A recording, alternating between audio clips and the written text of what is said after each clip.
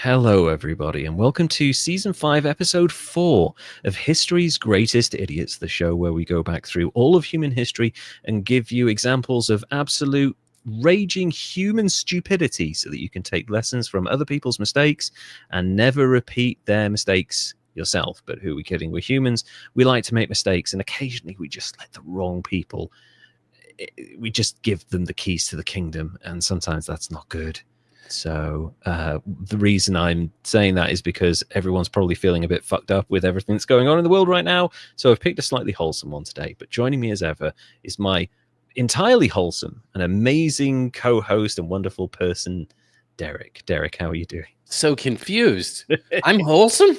Okay. You're let me rephrase that, because wholesome's such a poorly defined word. You're a good dude. Okay, so you're a good I'll take that. I won't take wholesome unless we're going with the current state of the world where everything is not makes no sense at all. Then yeah, I mean compared to that, like a bunch of horrible people look really wholesome super right wholesome. now. Yeah, it's so crazy. So before we get into the rest of the show, I just want to give a big shout out to our wonderful, amazing patrons.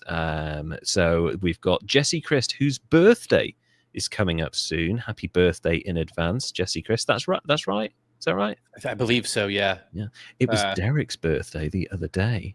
Oh yeah, it was. It was. Yeah. It was a weird one this year. You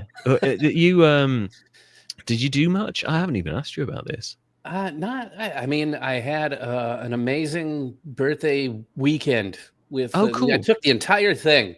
Because it fell on a Friday, so I took the entire thing and spent it with my wife and did all kinds of fun stuff.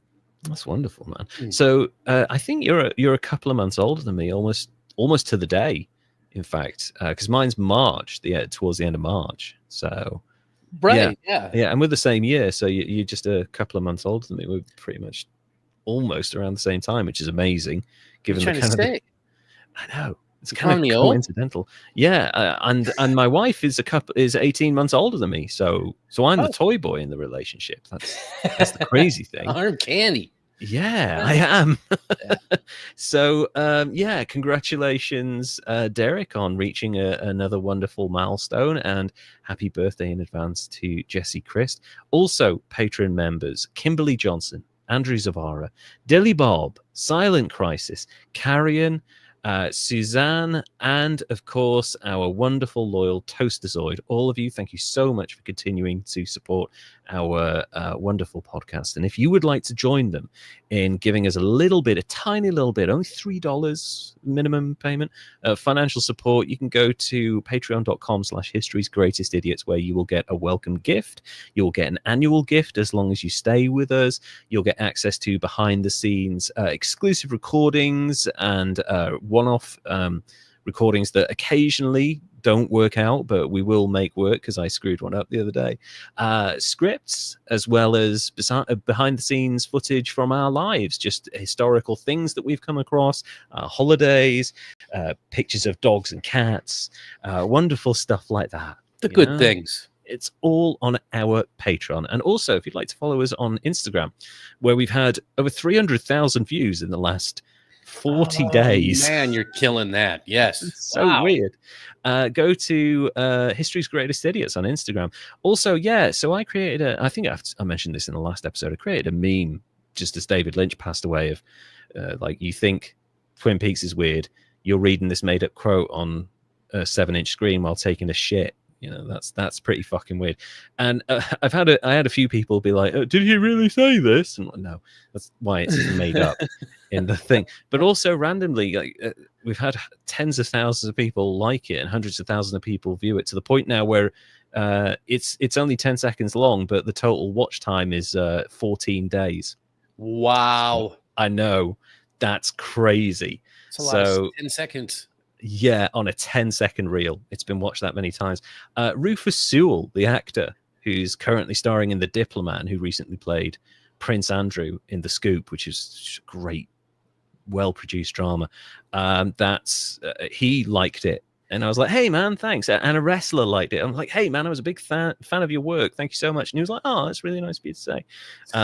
Yeah, so amazing. It's so cool. So go over to Instagram, look out for History's Greatest Idiots, and you'll see a bunch of random memes that I've been posting on it that have done really well.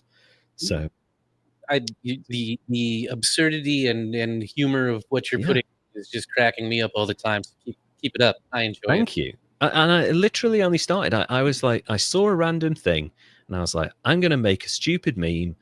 It's kind of going to be a bit more puerile than what I normally do. And I'm going to send it to Derek and Josh Wilson. And I'm going to see if I can make him laugh. And they both like, ha ha. And I was like, oh, I'll put it online. And then 125,000 people liked it. There you go. And I was like, oh, wow. So I'm not a loser. Okay. Validation from complete strangers. Thank you for your 20 days worth of viewing these stupid memes. See, now you got all of the fuel you need to keep going. Yes. Right? I've got that. That's what we run on, right? It is. What I run on. It's the only way I get, I don't care who loves me, tells me I'm good. If I get the validation of strangers, I'm totally fine for days. Exactly. That's how modern life works. But yeah, so obviously there's a bunch of crazy shit happening now. Weird governmental decisions, policies are changing, tariffs are being enacted, planes are falling out of the fucking sky. It's a wild time to be alive right now. Yeah. And I thought we could do with a little bit of brevity, a bit of an escape from that. I can appreciate that. Yeah. So I'm going to give you kind of a Midwestern kind of story. Also, it's something I'm incredibly familiar with because, again, I'm a wrestling fan. This guy is a wrestler, and it's a really interesting story. And also, one of the reasons I'm covering this, I have a completely unique take on this because I have access to a story that only about 400 or 500 people in the one room where it was told, less than that actually, probably more like 200, actually know about this. So there's a bunch of stories. Yes, this is a full-on scoop because the internet is full of stories about this guy. But I can tell you now, and I have looked, there is nowhere on the internet that will talk about this story because I heard it specifically from the mouth of another wrestler called Rick Steiner. And I asked this question in a Q&A, and there were only 200 people in the room. And I was like, do you have any funny Curt Hennig stories? And he was like, oh, let me tell you a story about when we went hunting. So today I would like to tell you about the life, career, and really interesting history of Mr. Perfect, Curt Hennig, who was a huge WWF star in the late 80s, early 90s, and continued wrestling right through into the 2000s. But it's wholesome, and I just want to talk to you about it. Okay. Yeah. He was on the flight from hell, right? He was on the plane ride from hell, and I will talk about that. Because we mentioned it, we did previously mention that he was essentially Brock Lesnar's handler, and he was the wrong person to be made Brock Lesnar's handler because he just likes to fuck with people, basically. He's known for three things in his life, which is he is a tremendous performer in the ring, one of the greatest professional wrestlers of his era. He was a devoted friend, father, husband, just a really lovely guy in his private life. And the other thing he's known for is some of the most insane pranks in human history. And I will get to those right at the end because I want to end with something a bit nice because there's a bit of sadness in here as well. So Curtis Michael Hennig was born on the 28th of March, 1958 in St. Peter, Minnesota. The son of professional wrestling legend Larry the Axe Hennig Hennig grew up in Robbinsdale, Minnesota, alongside his childhood best friend, and probably best friend for life, actually, Richard Irwin Rude, later known as Ravishing Rick Rude. So, yeah, yeah, Rick Rude, sexy mustache, ripped stomach, and legitimately tough as fucking nails. Like, this guy was a bouncer. He dislocated his arm. He was working one night, and he knocked 2 guys out with 1 punch. Yeah. He's a hard motherfucker. So, go on. What were you going to say? That's all like where my family's all from, right there. That's right. In Minnesota. Yeah, and there's going to be a bunch of like Minnesota names that you're going to, because there's a hotbed of professional wrestling in Minnesota, and collegiate level, amateur, Greco-Roman, a lot of Olympians from like that area as well. So interesting. Yeah, we'll get to that now, actually. Together, they attended Robbinsdale High School, the same high school that produced legendary wrestler, early television pioneer, and owner of the American Wrestling Association, the AWA, Vern Gagne, as well as his father, Larry the Axe Hennig. So Vern Gagne was running like the 3rd biggest promotion in America at the time, which was doing pretty well in the central part of the United States. The AWA ran from the 1960s until the early 90s. And at times it drew tens of thousands of people to various venues. But Vern Gagne was notorious for A, only booking legitimate athletes as his champions, and B, being stingy as fuck when it came to payoffs. So, okay. Yeah. So he didn't pay people well at all. Okay. Yeah. Was the payoff like the payout for the wrestling match? Yeah. So in the territory days, you'd get like kind of, you wouldn't get a downside guarantee. You just get like, you'd get paid for working that day. And typically it'd be about $200-300 if you were in the middle of the card for Vern Gagne, which, you know, it sounds like a lot back in the 60s, 70s, and 80s. But, you know, you've got your travel expenses. You've been on the road all the time. You've got your hotel expenses. You've got your food. You've got to send that money home for your family. Doesn't work out a lot. And if you're only wrestling like twice a week, that's not a huge living, really. Gosh. Okay. Yeah. All right. So it was quite stingy with his payouts, except with his son Greg, who was useless and got paid a fortune. Greg Gagne. So around the same time that Curt Hennig attended the school, it produced even more future wrestlers in the form of Tom Zenk, Brady Boone, who was known as like Wildcat or something, future WCW wrestler Nelson Scott Simpson, aka Nikita Koloff. He took up a Russian gimmick because that was in vogue at the time. Yeah, great time. Early 80s. You know, you're bald, you look vaguely Russian. Yeah, you're going to be a heel. So. Also going to that school at the same time was a guy called John Nord, who was later known as Nord the Viking, or more famously, the Berserker in WWF. My love for you is ticking clock Berserker. Would you like some making fuck Berserker? No, it's Clerks. That's Clerks. That's the wrong Berserker. He also went to school with, or in the same school as Road Warrior / Legion of Doom member Hawk. So the bald one. Okay. Yeah. Gosh, the one looking these up, man. Yeah. There's a bunch of these guys, and also a guy called Barry Darso, who would go on to be known as Demolition Smash, 1/3 of Demolition later on, and also the Repo Man, amongst about 1,000 fucking gimmicks that guy had, including a golfer, a bunch of other random shit. Black Top or something. I think one of his gimmicks was Black Top, and the guys from OSW Review could never remember it, so they just called him Big Black Bully Cock, and that's what ended up becoming. So Hennig, amongst all these incredible people in high school, was very, very popular in high school because obviously his dad is like a famous wrestler who's earning lots of money on the local stadium, but also around the local area. But Hennig himself is an outstanding athlete. He competed in the collegiate level in amateur wrestling. He got up to all-American level. That's how good he was at amateur wrestling. So, okay. Yeah, one of the few best in the country at the time at his level. He played high school football. He was on the track and field team. He semi-pro bowling. He was very good at tennis, swimming, especially diving, and golf. He was a really good golfer. And this is on top of Minnesota activities like fishing and hunting and stuff like that he was also really, really big into. Renaissance man. He really was. Like when it came to any kind of physical activity, Hennig just had like a natural gift. And you know people like that. Like everyone will have grown up at some point in school. There'll have been those few people, 1, 2, 3 guys, maybe the girls as well, who are just like physically naturally gifted. They're really coordinated. They seem to be 1 or 2 moves ahead of everyone else. And that they're just used in all the different sports as a result. And he was one of those guys. In 10th grade English class, that's how in depth I've gone with my research. He met his future wife, Lenice.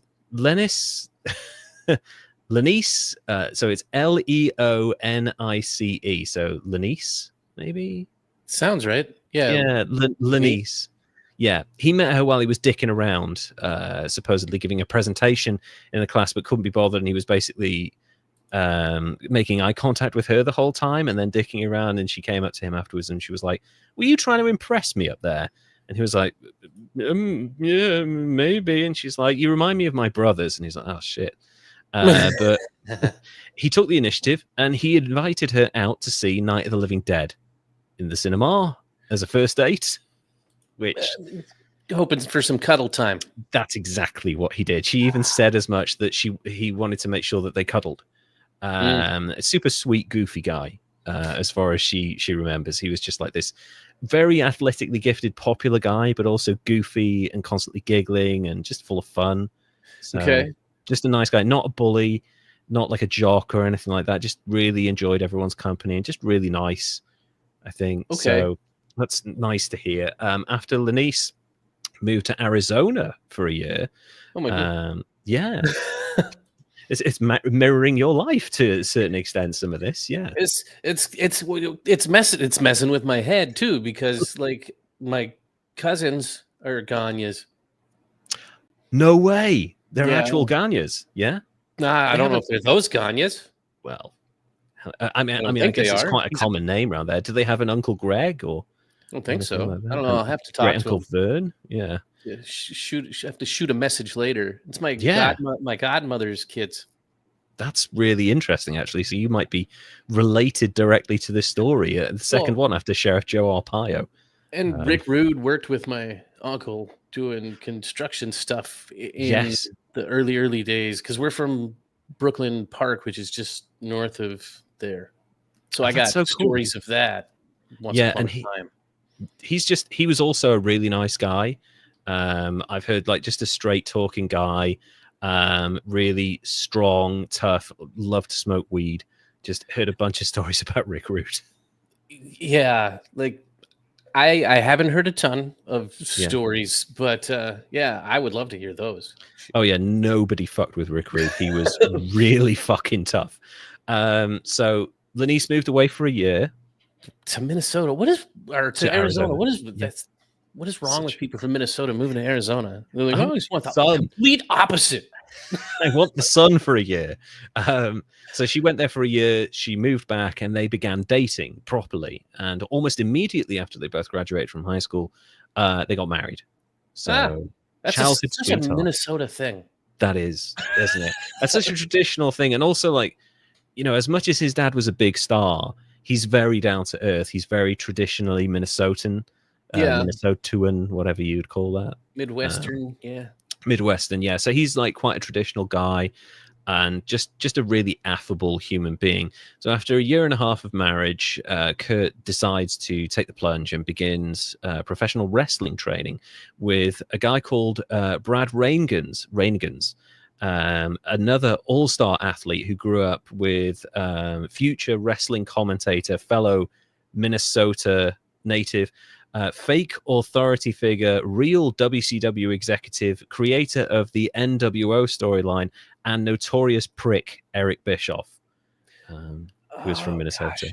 That sounds familiar too. Yeah, the Bischoffs. That's Bischoff. So yeah, he was a commentator for WCW and their booker and main guy, created the NWO storyline, and is not a very nice person who I do not like, and I have had personal interactions with him. And hey, Eric, you weren't very nice to us. So anyway, Hennig meets up with Brad Reingans, who at one point in time, Brad Reingans was like the number one collegiate wrestler. Hennig being naturally 6'3" and around 230 pounds, naturally of solid muscle. He took to professional wrestler training really easily, especially as he had been an All-American. So the transition was relatively easy for him. He understood the basics of grappling and chain wrestling and things like that, which makes your life significantly easier. Reingans was already a coach for the Minnesota Wrestling Club, where he trained Jeff Blatnick for the 1980 Summer Olympics. So we'll get to that. Like Reingans, Blatnick qualified for the US Olympic team in 1980, but did not compete because that was the year the United States boycotted the event. And wow, there we've got a picture of a very young Curt Hennig there. That's this is probably 1983. Yes, I would say, because that's the AWA heavyweight title right there. Really quite beautiful strap, actually, even though it's black and white. But yeah, he's got that kind of curly shock of blonde hair that he would go on to be well known for. But yeah, he's certainly probably early 20s at that point. Really so quite thick. He's a big Midwestern dude. His dad, who isn't as tall as him, is like the stockiest motherfucker on the planet. Like, he's the typical barrel-chested, big bearded wrestler that you would imagine, like the kind of the strongman look, where they're not like super ripped muscular, but you're like, oh yeah, that guy could throw like a boulder over like a mule or something like that. That kind of old man strength sort of thing, you know? Like he could pull around a semi while carrying a barrel of whiskey. Yeah. Throw a fucking anvil through like a bank teller's window or some random shit like that. Like, just that kind of old world strength that you don't really see anymore without roids. So Reingans gave Hennig some pointers in Olympic level Greco-Roman wrestling, and they both joined the AWA training school, which was run by Vern Gagne and legendary shooter / miserable British person Billy Robinson. Very quickly talk about Billy Robinson. Billy Robinson was he came from the most dangerous wrestling school in history, from Wigan in the UK, called the Snake Pit. Everyone who trained there trained in how to not only shoot, as in strikes, submissions, things like that, very early MMA, before MMA was even a thing, but they also learned how to, what they called it, hooking. So basically they could break arms, shoulders, knees, really quite dangerous submission holds. And he used to take liberties with some of the younger wrestlers, Billy Robinson, because he's a piece of shit. Anyway, one day he was out eating with a bunch of the guys on a tour of Japan, and he's there with someone called Peter Maivia.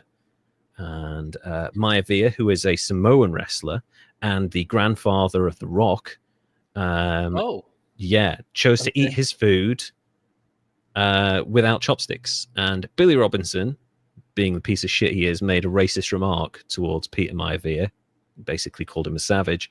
And Peter Maivia picked him up by the throat, lifted him off the ground, and threw him through a plate glass window, shattering it.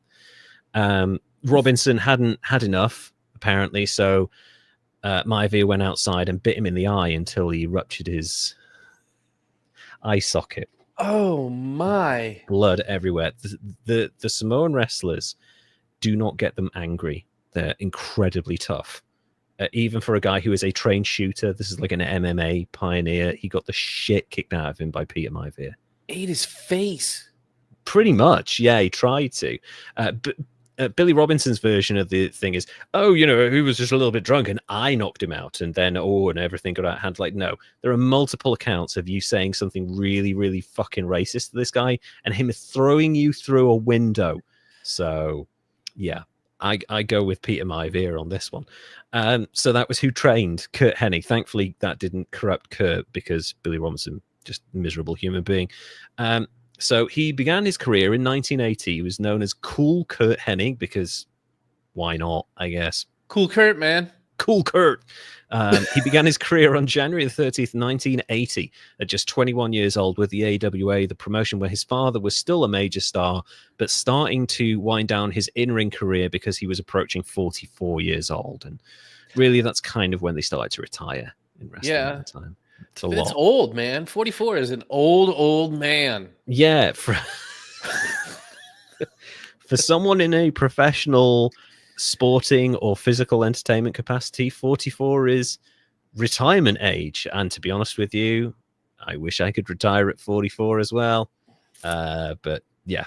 Should be able to. Should be able to retire at 44. Should be able to retire at 44, wealthy and comfortable with no stress. Yes. Just after your birthday. They formed a tag team together, Curt Hennig and his father, Larry. But Curt wanted to get more experience, so he worked as an occasional opening match talent for the WWF from 1981 to 1983, wrestling people like Playboy Buddy Rose, who definitely did not suit his moniker because he... Just Google Buddy Rose. He was no fucking Playboy. Greg the Hammer Valentine, who was very famous, and a Japanese wrestler called Killer Khan, who did what a lot of... Japanese wrestlers do, and he went on a foreign excursion for a few years to build up. Yeah, you've just seen a picture of Buddy Rose. That dude ain't no fucking Playboy. It's not. And he is not a Playboy. He's bleached his hair. Good for you. Yep. But boy.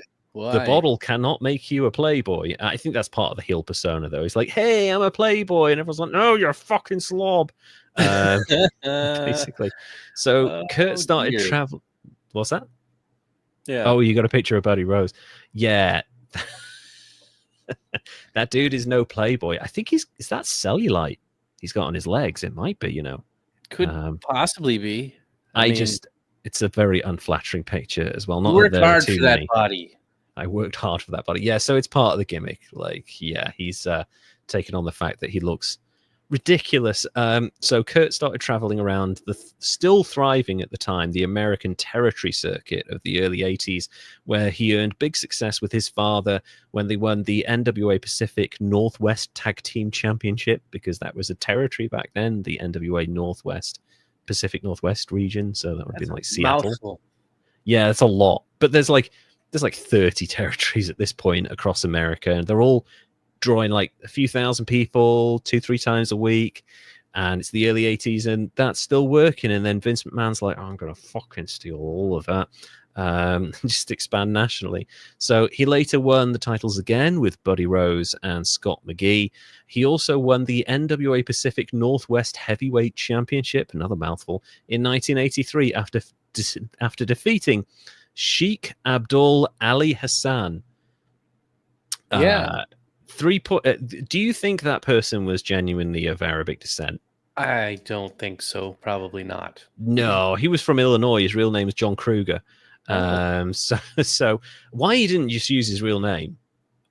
Because that's a good name. I mean, this is a couple of years. It's like a year before Nightmare on Elm Street comes out, and the word Kruger suddenly becomes notorious in horror circles. So, like, if he'd waited another year, he could have been like John Kruger, like his real name. That would have been a pretty intimidating name, although it sounds less menacing when you look it up in German. So I looked it up in German. Kruger means tavern keeper or jug, depending on if you're using like high German or low German. Like the northern part of the country call it tavern keeper, and the low part call it jug. Freddie Jug, Freddie Bartender. Yeah, exactly. Freddie Bartender, Johnny Jugs. It's not. This is not. Not quite as intimidating. No, but it could sell tickets. Yeah, it could have been Buddy Rose's gimmick as well, because that's what we had going on there.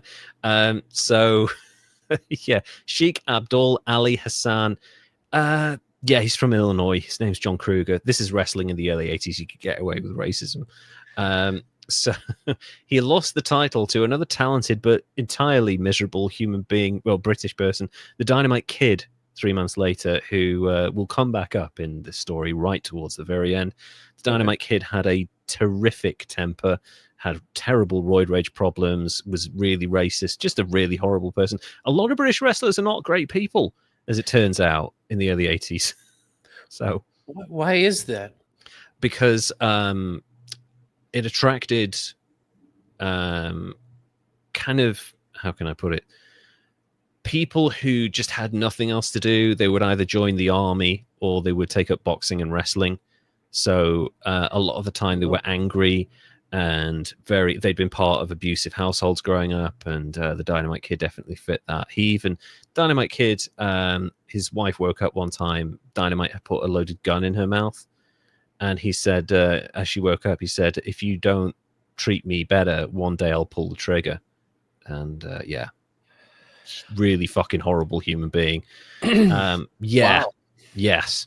So Dynamite Kid, amazing wrestler, piece of shit human. So yeah, from 1984 to 1988, Curt Hennig made occasional appearances for the company.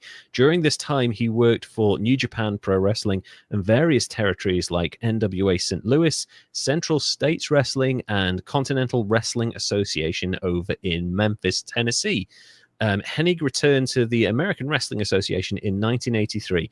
He would eventually become one of the promotion's top stars in his own right, winning the AWA Tag Team Championship with future outsider and Razor Ramon Scott Hall. By this point in time, the AWA was in real trouble. Vince McMahon had bought the WWF from his father and was snatching up talent with any name value from all over the wrestling landscape, including AWA headliner Hulk Hogan, who had been held back and blocked from winning the AWA heavyweight title by AWA owner Vern Gagne because Hulk Hogan wasn't a legit tough guy. So really, yeah, Vern only booked legit tough guys in the world title picture. This is actually a tradition in wrestling that goes back to the early days of the NWA when everyone formed a giant organization. Basically, if one local promoter tried to, like, listen, you're my guy, fuck this guy up and take the title. So the person on top, who was the champion, had to be a legit tough guy in case anyone tried to do any funny business and mess them up, so they could legitimately look after themselves. Hogan wasn't a legit champion, so therefore in Vern Gagne's eyes, he couldn't be a world champion because he couldn't look after himself in the ring if things went sideways. So when you say legit tough guy, you mean like he couldn't like beat somebody's ass in the ring if he needed to? No, definitely couldn't. Hogan will tell you that he did. Hogan will tell you that he nearly became the bassist of Metallica, that he slammed the 900-pound Andre the Giant, who died 2 days later. He'll tell you all of this fucking bullshit, and it's all a lie. He even claimed that he had to have a shoot fight with a Japanese wrestler called Tatsumi Fujinami, who genuinely did a perform in the Olympics. And he was like, "Oh, I shot on him, and we had to leave with the championship." It's like, no, that never happened. You just won clean. And that's fucking ridiculous. So it just makes up shit. So Vern Gagne saw this. He was like, you cannot look after yourself in the ring. You're just like a party musician who somehow wandered into the wrestling ring, and you're very tall. So he wouldn't book him for the championship. However, Hogan was massively popular at this point because he just starred in Rocky III as Thunderlips. Okay. And as a result of that, he turned face. He created this Hulkamania gimmick. He'd started producing T-shirts, and he was by far and away the biggest selling thing in the company. He was drawing tens of thousands of people to these venues, and Vern wouldn't push him to the top because he didn't trust him to look after himself. Anyway, Hogan left. He went to Vince McMahon for a lot more money and, created this WWF juggernaut, and the rest is history. On a side note, fuck Hulk Hogan. There's not a lot of good people in this story other than Curt Hennig, to be honest with you. Yeah, not so far. Not a lot. I mean, at least Dynamite Kid might have threatened his life's wife, but he never took the podium at a Trump rally. So there is that, I guess. And all the other things that Hogan has done over the years. Yeah, Hennig resumed his solo career in the AWA, culminating in a victory over perennial AWA champion and aging legend Nick Bockwinkel, who is like 50 years old at this point, for the AWA World Heavyweight Championship at Super Clash on May the 2nd, 1987, with the help of Larry Zbyszko turning heel in the process. Hennig, along with his father Larry the Axe, would engage in a long feud with Greg Gagne and his father Vern Gagne. Hennig eventually joined the Diamond Exchange stable, led by future WCW champion and future yoga genius Diamond Dallas Page, DDP. Oh, I know that name. There is a guy who he wrestled in 1979, very briefly as a young man, injured himself and became like a nightclub manager and a wrestling manager because like I can't handle the rigors of the ring. Anyway, in the late 80s, Diamond Dallas Page got bitten by the wrestling bug again. And he started training and had a match in the 80s. And then he turned full-time pro wrestler at the tender age of 35 and wrestled in the 90s, the 2000s, the 2010s, and 2020. That man has wrestled in 5-6 different decades now. So, yeah, pretty amazing. And he saved God knows how many lives through DDP yoga and those amazing stories where he helps like veterans who can't walk, like get themselves back in shape, and wrestlers who have become really bad addicts get back on their feet and stuff and sort themselves out. Love DDP. Genuinely wonderful human being. And if you are in physical pain, look at DDP yoga. It's all resistance based, so you don't have to lift anything or push anything. It's great. So I'm gonna have to look into that. It's really good. I've got some DVDs. You can get them relatively cheap if you've got a bit of space to do it in. It's really good stuff. It works quite well. Hennig would hold the AWA World title for 53 weeks, something like 370 days, before losing it to Jerry the King Lawler on the 9th of May, 1988.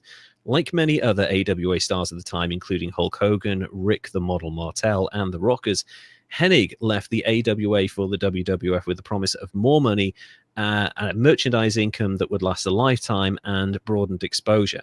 So, on October the 1st of 1988, episodes of Superstars vignettes started airing on WWF television, during which Curt Hennig was repackaged with a new character, that of an arrogant braggart villain who claimed to be accomplished difficult tasks perfectly. He was shown bowling a perfect game, catching his own touchdown pass in football. Hilarious, really terrible editing. Yeah. Sinking. Okay. So he's like, watch this. They see him, you see him throw it, and then they cut to him running down the field, and then they cut to him receiving it at the other end. They're like, oh, okay, that's clever. Sinking a long putt, landing a pretty decent dive in the swimming pool, hitting nothing but net in basketball, shot after shot, back to back, demolishing people on the pool table, getting bullseye after bullseye in darts, and hitting a series of home runs while baseball legend Wade Boggs looked on. He was part of the baseball portion of the vignettes. Okay. Boggs and Hennig became very close friends during the filming of the vignettes because he had to spend like a couple of days there to capture the best possible footage from different like angles and stuff, and a friendship that would lead to a life-changing moment for Wade Boggs in the future that we'll get to later. I don't know, because you know baseball, right? You've heard of Wade Boggs. You know about Wade Boggs, right? I know the name, but like now that you've put me on the spot, I can't tell you anything about him except for I believe it was an infielder. He was, yeah. I think he had like three batting awards or something, or like a pretty big star in the late 80s, early 90s of baseball. So I like God, it's probably he's almost as famous for having the name Wade Boggs. Like, who the fuck is called Wade Boggs? I remember he played for the Red Sox, and he was an infielder, I want to say third base. Sure. And he was a hitter. Yes, quite a good hitter as well. Apparently, he had a very good average or something like that. Apparently, I don't know much about baseball, but apparently he was a pretty big deal for a while. Anyway, all of these vignettes are running, but years later, the outtakes would come out, and Hennig was a legitimately amazing all-round athlete in real life, but when the cameras were rolling, he'd get all nervous and botch like 9 out of the 10 takes and just really fuck up and start laughing and giggling and stuff like that and just miss by a mile. So like he was fine when he was like one-on-one with people, when he was by himself, but the second the cameras were on him, it was like really difficult for him to get things perfectly right, which of course they had to do. So they ended up spending way more time making these vignettes than they should have done, because he couldn't hit it perfectly every time. Nevertheless, Hennig was a consummate professional throughout and enjoyed the days filming the vignettes, becoming close with the crew and the people behind the scenes who helped him film it. And he would pay for their food and take them out for drinks afterwards. Just a really amiable guy who just liked hanging out with people, really. The vignettes led to the gimmick or nickname of Mr. Perfect, which the gimmick was originally offered to another wrestler called Terry Taylor, but he rejected it, and Hennig took it immediately. He was like, yeah, I'll fucking have that gimmick. Terry Taylor was then forced to take a different gimmick called the Red Rooster. Oof, that was almost terrible. It gets worse. Where a portion of his flowing blonde mullet was cut short and spiked up in the middle and painted red to look like a rooster's head. And just to cap off the insanity, he was told that he had to nod his head in a pecking motion to drive home the fact that he was a rooster. So he's just walking around with this shock of red hair on the top of his head going like that while talking like a human. So he rejected the Mr. Perfect gimmick and got that. So this was a punishment, as you can imagine, from Vince McMahon. Was he like on Let's Make a Deal? Is that how he got his fucking wrestling persona? It was like, let's see what's behind door number 2, or you can be Mr. Perfect. Oh, yeah. Do you want the mystery box prize, or do you want this quite well-crafted gimmick that would suit you quite nicely? I'll take the mystery box, please. Sure. Yeah. So Vince McMahon was so angry that Terry Taylor had the temerity to turn down what was actually a really good gimmick. Like, what the fuck are you doing turning that down? That he gave him this gimmick and said he basically had no choice. He took the gimmick or he would go back to the regional circuit, which was sucking pond water at the time. It killed his career. He never recovered. And if he'd just said yes, he'd have been fine. Anyway, that was that's what happens when you piss off Vince McMahon, folks. He's very vindictive. Hennig's WWF career started with a big unbeaten streak that lasted over a year on WWF television. He began a feud with Hulk Hogan over the WWF Championship on television, even destroying Hulk Hogan's Winged Eagle Championship with a hammer to build heat with the audience. Really famous scene where he just literally takes the fucking belt, puts it on the floor, and just starts smashing it to pieces. It's really quite intense. He was quietly losing to Hogan on the house show circuit, which was common. Hogan went over all the time because you send the crowd home happy and they'll come back again, watch Hogan beat the next guy. And yeah, it was the way you drew people in. The house shows were used as a sort of test to see if he had the kind of drawing power to become a main event level heel so that they could put him on top of the cards by himself without having to have Hulk Hogan there, so that he could go on a different house show circuit so that they could essentially double their money.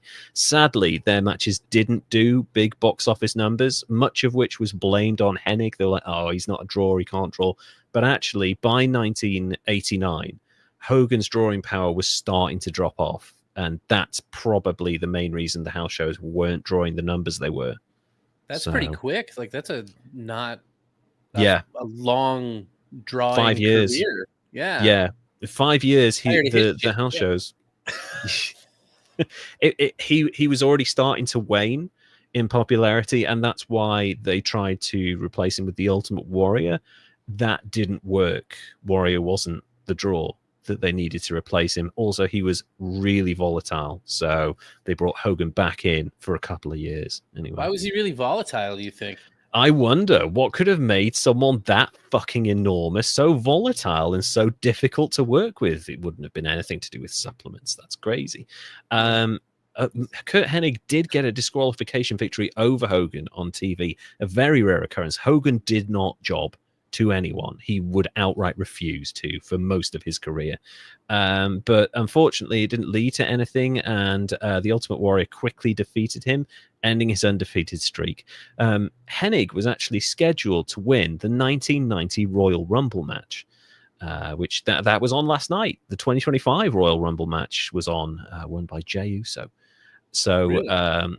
Hennig was booked to win the Rumble, last eliminating Hulk Hogan, therefore creating a scenario where they could have a match at WrestleMania and a big drawing card. Hogan did a classic Hogan thing, turned around to Vince and said, "That doesn't work for me, brother." And immediately changed the booking of the match so that he could win the Rumble, last eliminating Hennig. Once again, fuck you, Hulk Hogan. Just like, yeah. Dude, Hulk Hogan should wrestle Jake Paul. Oh my God, could you imagine that? That'd be kind of hilarious. See it. It would happen. Jake Paul was in, was it Jake Paul? Logan Paul? Wait, which one wrestles? Was it Logan or Jack? I can't remember. Anyway, one of them was in the Rumble last night, and he did pretty good. It eliminated CM Punk, so that was a pretty big moment. Dude, somebody called me CM Punk the other day. Really? Yeah, oh, that's because I was doing a weird face in a picture. Oh, okay. So you looked a bit like CM Punk. Okay, that makes sense. Punk pulls faces. Because I got a weird face. Punk does pull some strange faces, so I can kind of see it. So Moore was on the way for Hennig, though. He wasn't clear of Hogan just yet. He was jobbed out that year's WrestleMania to Hogan's best mate, the utterly useless Brutus the Barber Beefcake, who pinned him really clean. It's like Hogan's beaten you, but now his best mate has to beat you as well. So thankfully, Perfect managed to remove himself from Hulk Hogan's career-killing orbit by winning the Intercontinental Championship in a tournament the following month. The title was seen as like the workhorse title of the company, and usually indicated that once the champion had dropped the belt 6 to 8 months down the line, they would ascend to the main event, just as the Macho Man Randy Savage had done, just the Ultimate Warrior had done. Basically, you win that title, you get a bunch of experience under your belt, pardon the pun, and then you move up to the big time, and you make all of the big time money. Hennig was scheduled to defend the belt against Brutus the Barber Beefcake at SummerSlam, stemming from his loss to Beefcake at WrestleMania. But Beefcake had to withdraw from the match and from wrestling for over 2 years after a holiday went completely awry.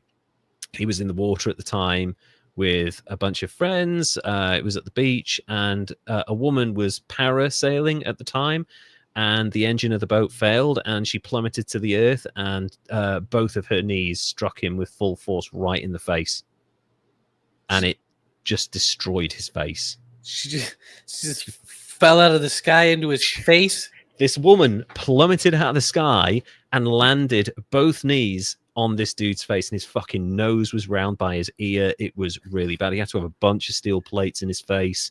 He had really bad migraines. He took 2 years out of wrestling and had to have a bunch of reconstructive surgery because he looked like the Elephant Man. What kind of luck do you have to get somebody parasail into your face? It's about as bad as your luck can ever possibly get, because if you think about it, right, you're on the beach, how many hundreds of people are there? It's the summer, you're in the water, you're the biggest fucking dude there, you're wrestling, you're in up to your neck. Like, the chances of you getting hit by someone's knees while they plummet out the sky, it's like one of those in a million different universes that happens once. Yeah. You know? Well, he's a wrestler, he's got no reflexes. Like, apparently not. No. Well, he's not a very good wrestler, Brutus Beefcake. Also, this guy's luck, he does have terrible luck, despite being Hulk Hogan's best friend and basically being kept in a job for 30 years. Yeah, he's like, he always got a payday because he was Hogan's mate, but he was getting all the karma as well. So years later, when Hogan retired and Beefcake was like quite old and only working part-time in wrestling, he took up a part-time job as a subway attendant in the kind of the mid 2000s. Unfortunately, he was fired from that job because they found like a white substance on the table of the area that he worked at, and he swore down it was talcum powder, but it was suspicious enough for them to call like hazmat suit people in because they thought it was anthrax. Oh man, the whole station got shut down. There was a big massive emergency, all because this guy couldn't keep the blow under control. Yeah, I immediately went with cocaine. They went with anthrax? I mean, it is the subway.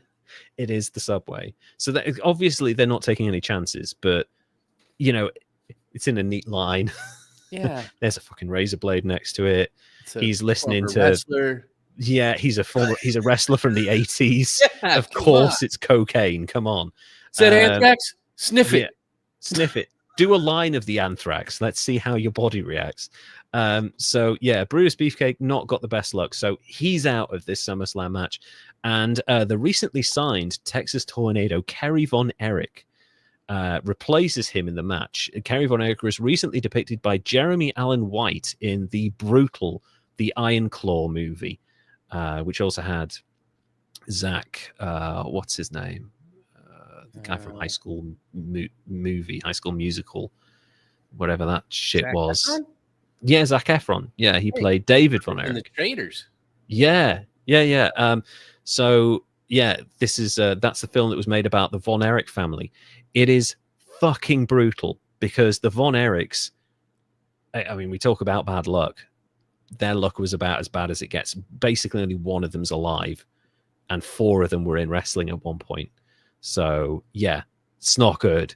Anyway, Kerry Von Erich takes Brutus the Barber Beefcake's place and challenges Hennig for the title at WrestleMania. Perfect, shockingly, dropped the championship to Kerry Von Erich at SummerSlam in a very short match that looked off from the start. It's only about 5 minutes, very short match.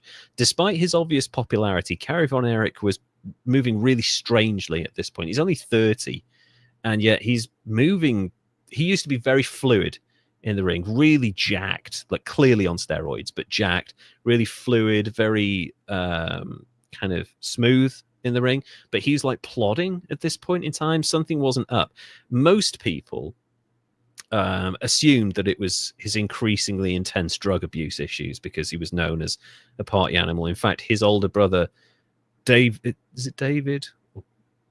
No, David had overdosed on a tour of Japan a couple of years earlier, and it had been covered up by the authorities. They said it was something like intestinal distress, and they're like, no, he OD'd. Like, that's why he died. So anyway, Kerry's now doing a lot of drugs, and people assumed that was what the problem was, including McMahon himself. But what most people didn't realize, in fact, only a handful of people knew, is that Kerry Von Erich had secretly had his lower leg amputated and replaced after a horrific motorcycle accident in 1986 where he dislocated his hip and badly injured his right foot. He got taken to the hospital, and then he tried to walk out on this massively disgusting fracture of a foot and made it worse, and then the doctors couldn't save it and they had to amputate it.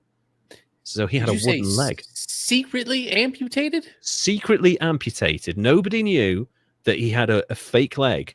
He would arrive in his boots at the arena, and it's like the boots would come up to his knee, so they couldn't see the amputation line, and he'd leave in his boots and then go and shower back in the hotel. Nobody knew that he had a prosthetic leg, including his employer. Like, wow. Okay. I know. That's why he's plodding. Not because he's done a shitload of blow, but because he's done a shitload of blow and then fucked up his leg. So wrestling, late 80s, early 90s, kind of a fucked up world.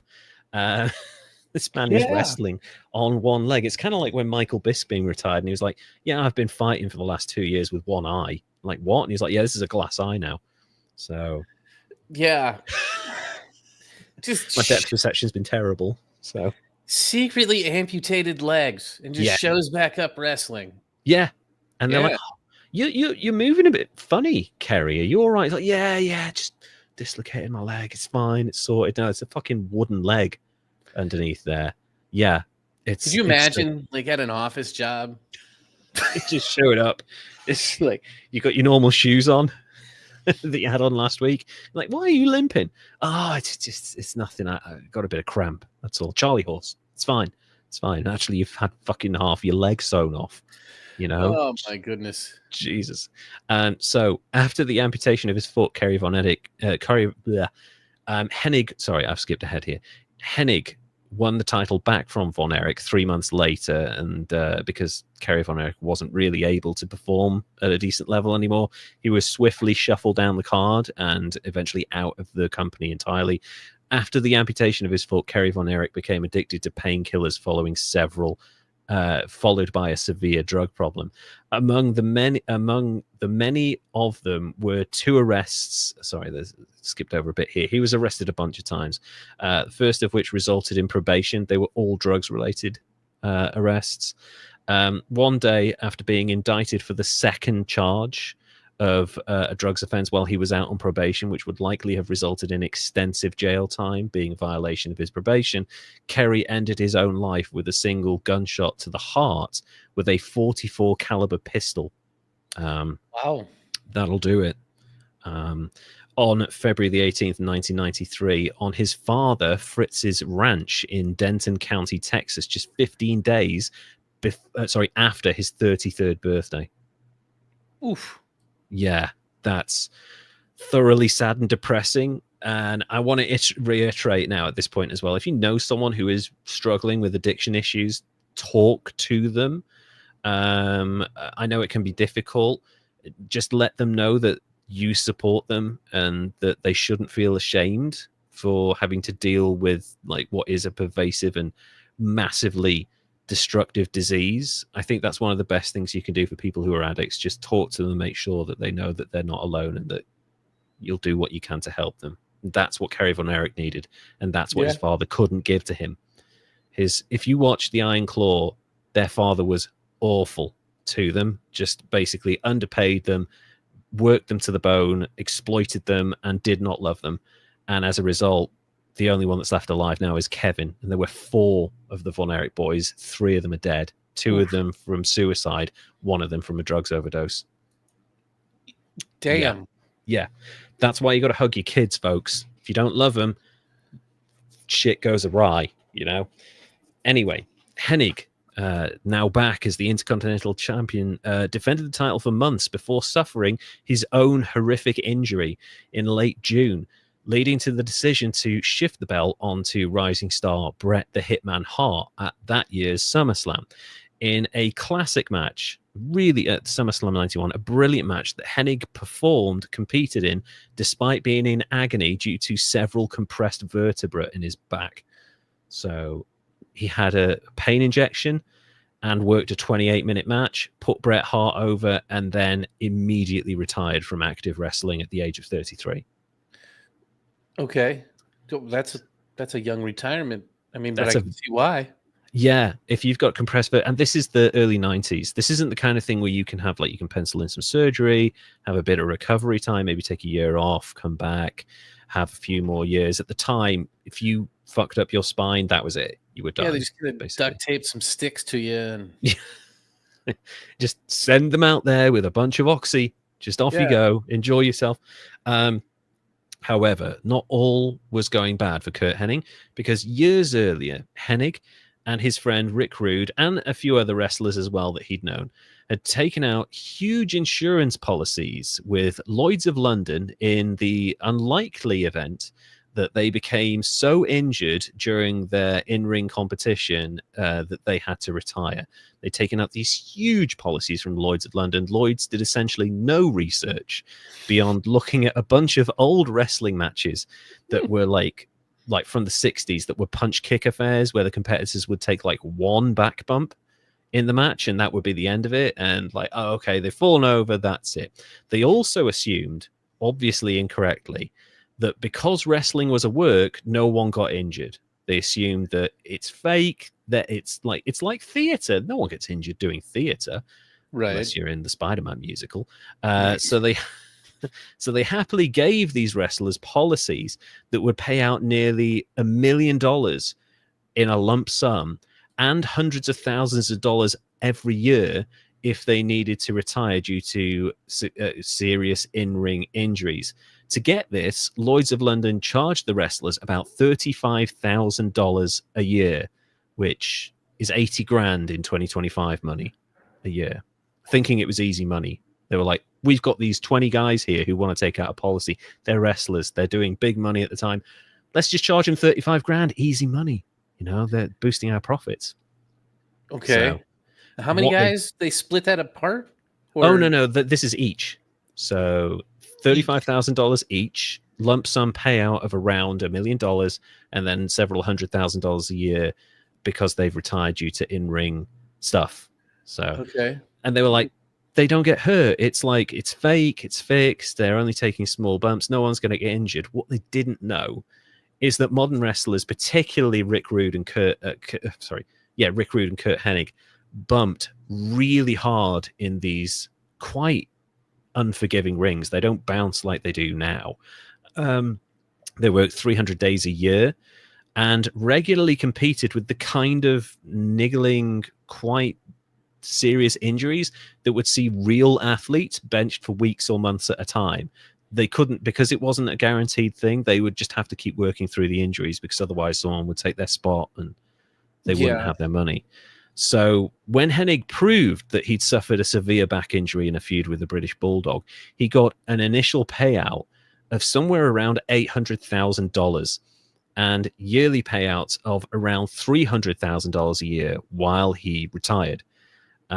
So while he remained inactive, Vince McMahon brought him on as a commentator on another $200,000 a year, plus his merchandise royalties and travel expenses, meaning that Hennig was earning somewhere north of $600,000 a year while working about 30 to 40 hours a month. That's about $1.4 million a year in 2025 money. Well, damn. It's not bad. He did all right. Choice. He got out good. And also you've got that massive lump sum as well, which is like, that's your mortgage paid off. That's like your kids through college, because he had 3 kids. So they're set for life as well. And he gets to basically spend time at home, help bring the, raise the kids. He was a big family guy anyway, Curt Hennig. So he loved spending time with his family and his friends. So he got to do what he loved while he was basically only working part-time on a huge contract, thanks to Lloyd's of London and their ignorance. And as soon as he did that, a bunch of other wrestlers suddenly came down with career-ending injuries, like Ted DiBiase, Ravishing Rick Rude. All of these people ended up getting huge lump sum payments from Lloyd's of London, who realized that they'd been fucking duped by these professional wrestlers because they didn't do their homework. So, yeah. You think it was just like one agent, like that's just fired now? Just one guy is like, oh my god, I found these 10 Minnesotan wrestlers who want to give us 35 grand a year each, and it's just easy money. That's fake sport wrestling. They'll never get hurt.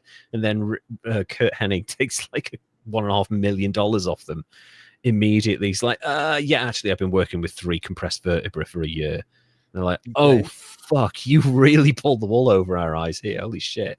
So anyway, so he spends time raising his kids. Spends time with his wife and extended family, enjoying luxury holidays abroad, and went fishing and hunting with Wade Boggs in the Keys. They went moose hunting in Canada. Apparently, Curt Hennig caught a 650-pound bull shark, which he mounted and put on his fucking wall. Yeah. Wow. Okay. I thought they were moose hunting in the Keys, but okay. Could you imagine? We're going moose hunting in the Keys, and they're just getting blasted on beer and shit down there. But one trip, while out with Wade Boggs hunting in Iowa, Hennig and Boggs kind of went off the beaten track a little bit. They were hunting together as a pair. They got tangled in some barbed wire, and Boggs got really badly tangled up to the point where he was almost upside down in this fucking barbed wire. He managed to break his collarbone with the fall, and the barbed wire tore a huge gash in his leg that cut through his femoral artery. Yeah. And Hennig, seeing that his friend was slowly bleeding to death and had basically fucked up his entire top half of his body, tore through the barbed wire, basically kind of like tore it and moved it and all of this stuff, picked up 6'2", 190-pound Wade Boggs, carried him on his back for over a mile through dense forest undergrowth and woodland areas, put him in his truck, sped it like twice the speed limit to a local hospital, and managed to save his life and career through like a blood transfusion and a major surgery. He did all of that while suffering from a compressed vertebra in his back that still hadn't healed. Curt Hennig is a fucking beast. Wow. Yeah. Damn. He saved this dude's life, carried him a mile while having a compressed vertebra in his back. And, 190-pound guy, that's to carry that for a mile and then drive to the hospital. Not even like the driving part. Yeah, whatever. Yeah. But carrying 190 pounds a mile to begin with is through the forest. Yeah. And then with the compressed vertebrae and Yeah. being in Iowa, all of that sucks. All of it sucks. You're in Iowa to begin with. But yeah, Wade Boggs. So there's a documentary you can see on the WWE Vault. It was made like 20 years ago, I think, just after Curt Hennig passed. Anyway, so we'll get to that in a bit. But Wade Boggs starts crying, and he said he considered Curt Hennig his guardian angel because if he hadn't done that, the doctor told him you would have died alone in the forest, and damn. no one would have found you for, possibly weeks at a time, and God knows, like, animals would have eaten the corpse. That would have been it. Wade Boggs is still alive to this day thanks to Curt Hennig and saving him from this barbed wire incident. Yeah, but whose idea was it to go hunting? Probably Kurt's, because he just fucking loved hunting. Anyway, from this moment on, Wade Boggs promised to look after Curt and his family for the rest of their lives because he's making big baseball money. And Curt Hennig, Kurt's doing okay, but he's not making baseball money, So the other person, one of two people in Curt Hennig's life that loved him so much that they promised to look after his family no matter what. The other person to do that was Brock Lesnar. So we'll get to that in a little bit as well. Okay. During this time, Curt Hennig had been managing Ric Flair during his first run in the WWF, and by the fall of 1992, Perfect and Flair were in the midst of a rivalry with Macho Man Randy Savage, building to a tag team match at Survivor Series where Flair and Razor Ramon would face Savage and the Ultimate Warrior. However, the Ultimate Warrior, being the unstable arsehole that he was released from the WWF weeks prior to the event for basically demanding a shitload of money that he didn't deserve. On November the 16th episode of Primetime Wrestling, Savage asked Mr. Perfect, who was still a heel after years and years and years, to be his partner, despite being retired from wrestling. After initially laughing off Savage's offer, Perfect was swayed by Savage's cajoling and by Bobby the Brain Heenan's degrading comments and commanding Perfect to toe the line and follow orders, which would lead to Perfect turning face for the first time in the WWF by dumping a jug of water on Heenan and accepting Savage's offer to return to the ring. Hennig's back has healed at this point, and he has a kind of an itch to get back into the ring. So Hennig made his in-ring return at the Survivor Series, where he and Savage won their match against Ric Flair and Hennig's old buddy, Scott Hall, Razor Ramon, in the main event of that pay-per-view. Hennig continued his feud with Flair and moved on to others with Lex Luger and Shawn Michaels, but it was obvious that Hennig's back injury had led to him losing a step in the ring. He was still a good in-ring performer, very charismatic, an excellent character, very good at ring psychology, but his incredible high physical, high impact performing days were behind him because he just couldn't move with the same speed and grace that he could before because of the compressed vertebra. That he'd had surgically repaired, but you break your back, you're never the same, Right. Well, they gotta like pin it and screw it together and stuff, right? And like shave off bits and stuff like that. And he was things in there no more. Yeah, it's no fun. And he was getting numbness in his extremities at this point already, which is not a good sign. Mm-hmm. Anyway, around this time, Hennig began a storyline with a very young Triple H, which resulted in him turning heel again and aligning with Triple H before he decided to leave the WWF for a newly re-energized WCW for significantly less dates, but significantly more money than he was making on his contract with Vince McMahon's company, which at the time was in the middle of a bit of a death spiral in 1993-94.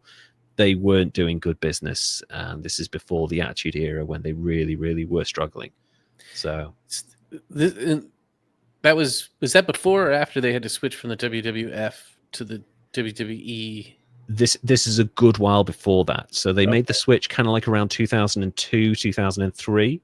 Okay. After Spark, because they'd had a working arrangement with the World Wildlife Fund for years that they could use the name in entertainment circles, and the WWF could use it in charity environments, and the two would never cross paths. Anyway, a group of dignitaries landed in a flight in Africa, and they got off to meet the WWF people and were disappointed that they weren't meeting wrestlers.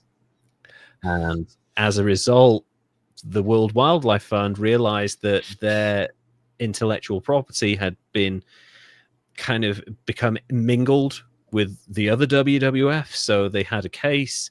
The Panda people won, and WWF started a campaign called Get the F Out, which I thought was very clever, actually. And they changed it to WWE, which was the name of the parent company anyway, World Wrestling Entertainment, which Vince McMahon just loved because it also meant that they didn't have to pay a bunch of state commissions money, because it's not a sport anymore, it's entertainment. So you don't have any jurisdiction here, so we don't have to pay your taxes. So I see. It's a very good business. He even went on record and said, yeah, wrestling is fake. Just hands up. It's a prearranged event. I'm not paying your taxes anymore. I'm now an entertainment business. So, well, good for you.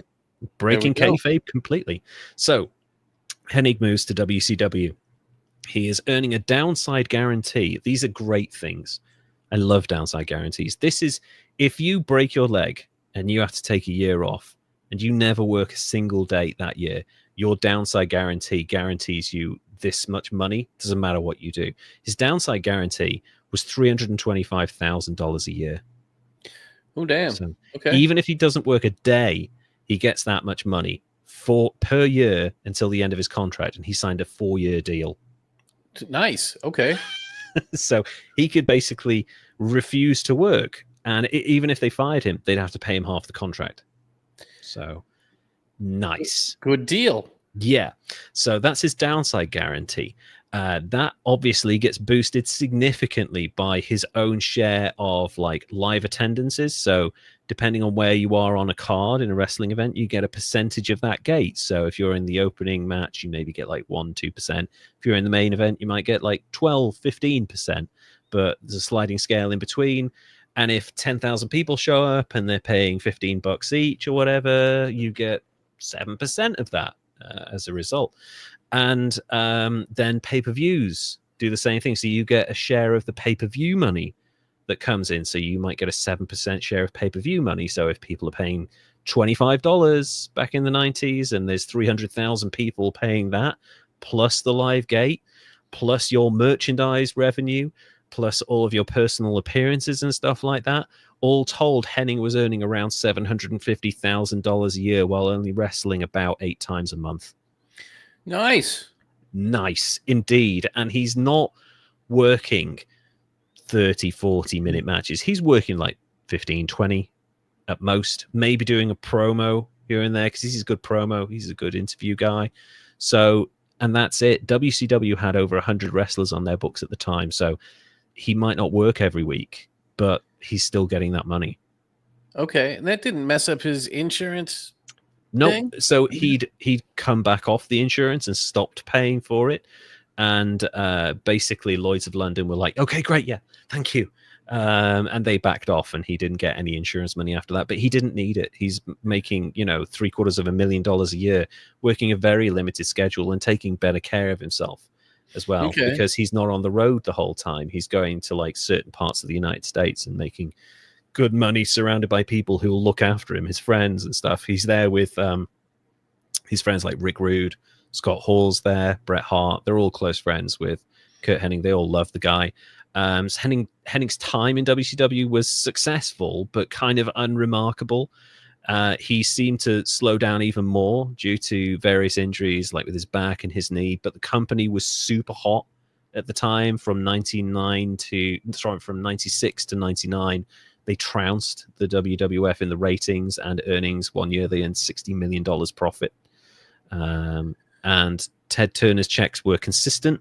They were insane and they were guaranteed. So he was a happy boy, I think, around that time. So that's when they were on TNT and doing okay. That's right. They were doing the NWO stuff. Okay. He was part of a memorable storyline where he was welcomed into the Four Horsemen faction by Ric Flair before turning on Flair in a cage match and joining the NWO, the New World Order. It's kind of led by Hollywood Hulk Hogan and Scott Hall, Kevin Nash, and there were about 1 million other fucking people in the NWO at the time. But he was one of the bigger guys and he had a big name, drawing power and stuff. So he got a bunch of high-profile feuds and a lot of money, didn't have to work an insane schedule like he did. So, Man, Hulk Hogan's in the New World Order. yeah, there's a shocker. He's kept himself on top despite his draw, and actually he had to be convinced to turn heel. So yeah, Hulk Hogan, NWO, Illuminati confirmed. Hennig soldiered on in WCW despite persistent knee and back injuries. He eventually started his own faction called the West Texas Rednecks. Fucking amazing storyline, this. It's terrible, but great at the same time. They were a bunch of cowboy hat wearing men who feuded with Master P. WCW brought in Master P, the rapper. Okay. And he created his own stable of guys called the No Limit Soldiers, which included a young Rey Mysterio, who is still wrestling to this fucking day.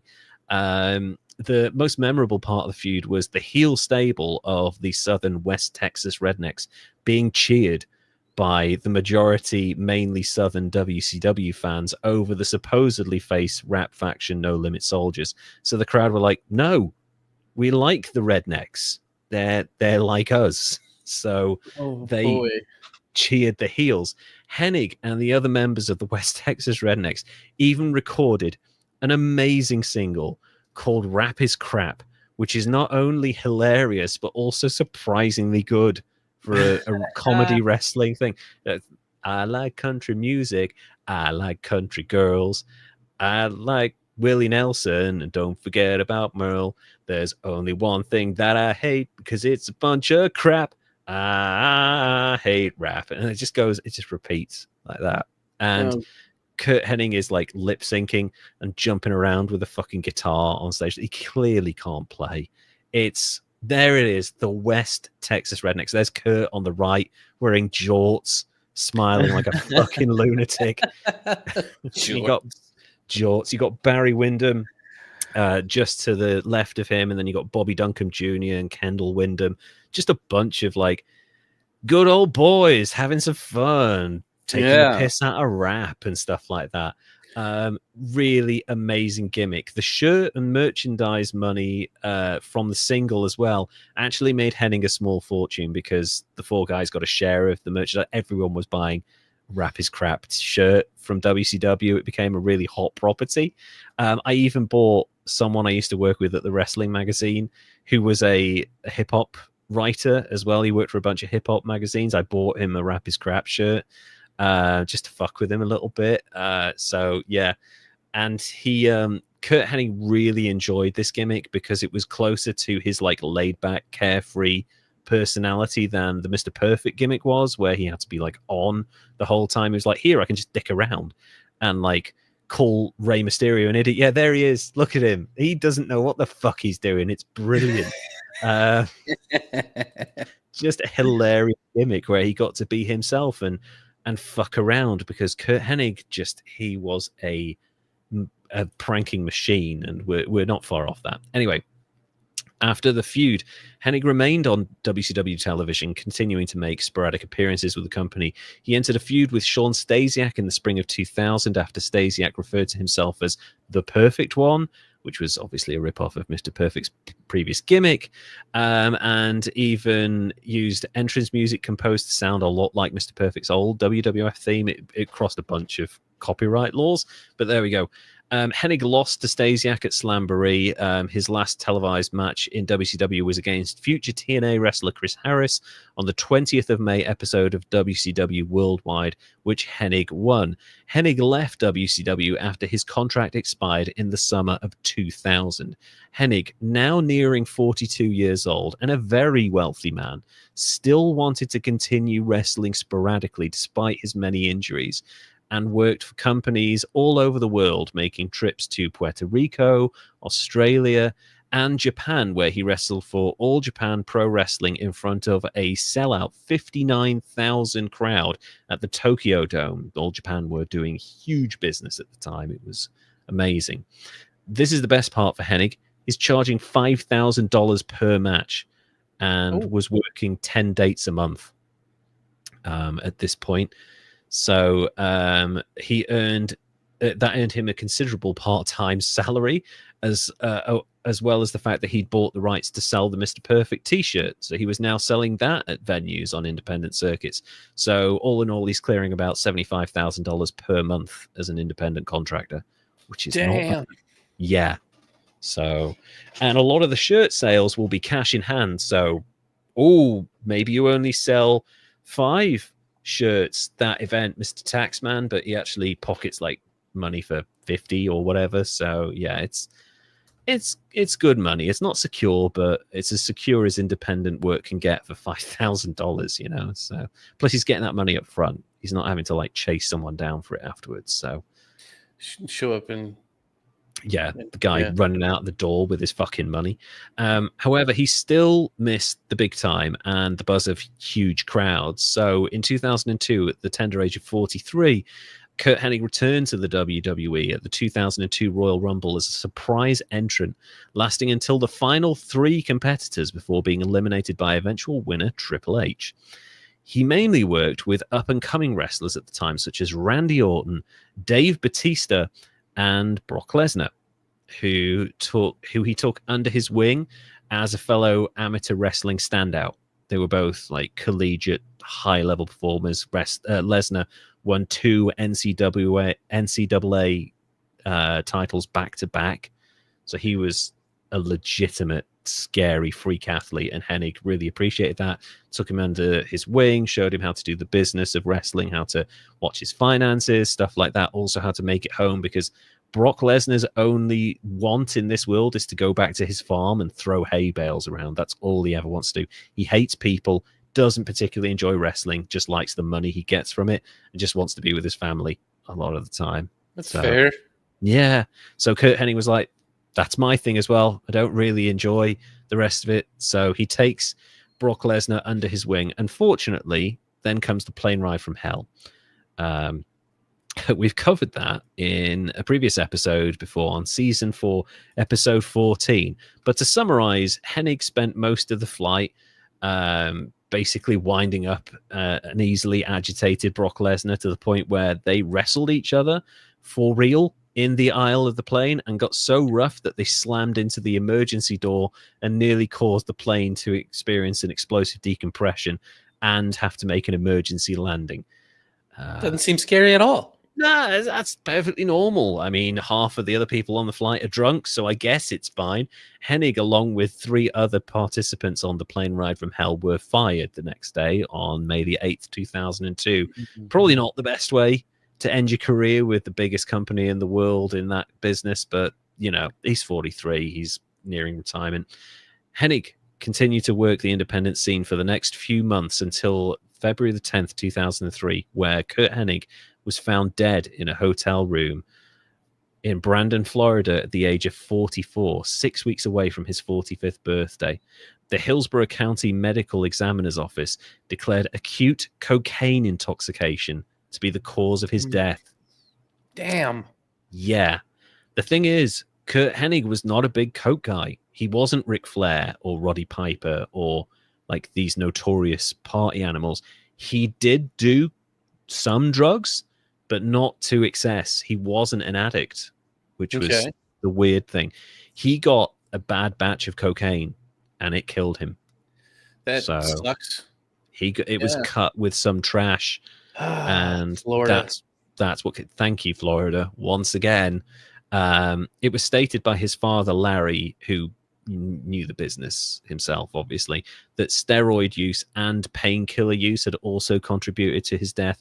Hennig's multiple injuries were catching up with him, and he was using multiple drugs to try to carry on performing, using uppers and downers to wake up and stuff, unable to kind of let go and just retire. So yeah, there's a lot more to come, but that's the end of Curt Hennig's life and career.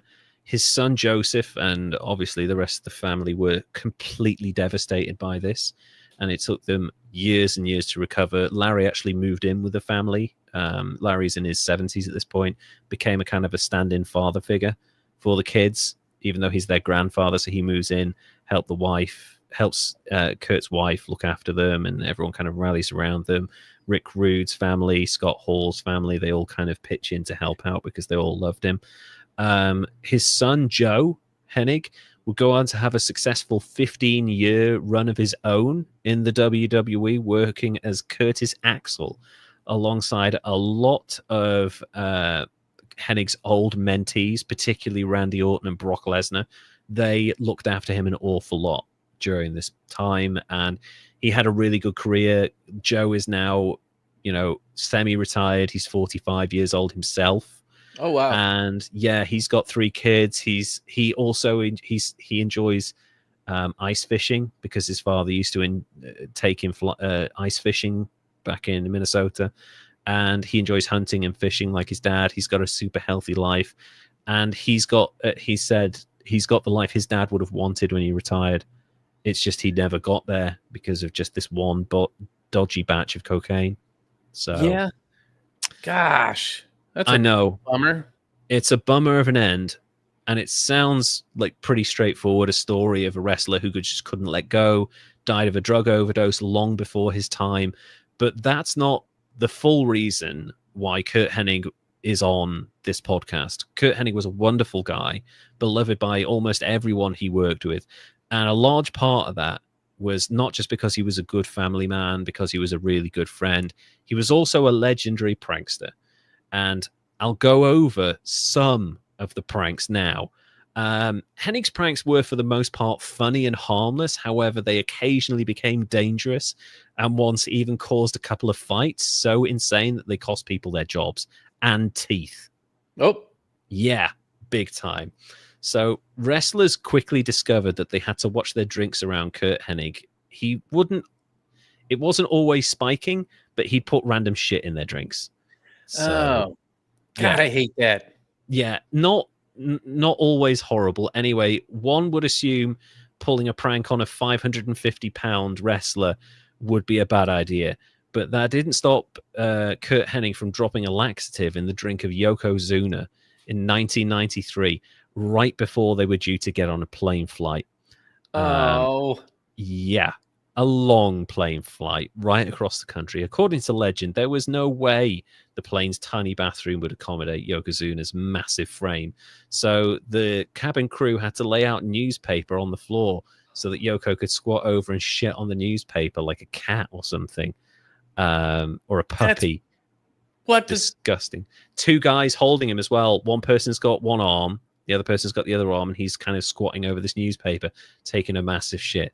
The passengers weren't happy with this particular prank. You think? Curt Hennig's. Yeah, I wonder why. He also tried to do the same thing to Don Fry, put a laxative in his drink. Don Fry is a fucking terrifying MMA fighter. Anyway, Don Fry knew Curt Hennig's rep and got him back by putting cottage cheese in his cowboy boots. Oh, okay. Well, that's funnier. That's way Hennig funnier. slips on his boots and there's fucking cheese in them. That's brilliant. Also, that's way more hilarious than putting stuff in people's drinks. Yeah, don't spike people's drinks. Okay, even with laxatives, that's not. Well, that's funny. not even. Yeah, that sucks. Like it sucks to be the people on the plane too with the poor guy. It does, with this enormous man shitting on newspaper in front of you. Have you ever had anybody prank you by putting something in your drink or anything like that? I had someone put stuff in my food, but it was only a drink. So I was making I think I've told you about this. I was making like a pot noodle, and instead of boiling water, someone put like basically cherry flavored lemonade in there. And I was so drunk, I just couldn't tell the difference. So I ate it anyway. Yeah. See, I had a friend put a soy sauce packet on the end of a straw and put it back into my Panda soda. So I took a big drink of soy sauce, which was disgusting. That's fucked up, man. That's I thought they were about to garnish your Chinese food with soy sauce. You're like, oh, this is a wonderful prank. Thank you so much. This makes it taste better. It's the worst root beer ever. Yeah, that's why does this taste so sour? So also in 1993, which seems to have been his peak pranking year for some reason, he's sharing a car ride because wrestlers share rides to save money with the 1-2-3 Kid, who was also known as X-Pac, Sean Waltman. He was taking off as a star at the time. He's 20 years old. Hennig, and a tag team called the Smoking Guns were on a road trip. The Kid fell asleep because he just discovered alcohol and he couldn't hold his drink. So he fell asleep in the back of the car with Curt Hennig. The kid woke up to discover one of his eyebrows had been shaved off. Classic. And he decided to go ahead and shave the other one off just for symmetry, I guess. Well, you know, gotta be even. Yeah. As it happened, not only was that his 21st birthday, but it was also the day when the kid was due to take his photo for the box for his first WWF action figure. That image of the 1-2-3 kid look with like no eyebrows on a toy box for his first ever action figure has haunted him for years. He looks like a fucking smiling baby seal. Dude, it's ridiculous. Have you got the picture? I'm getting it right now. Here it is. It's boy.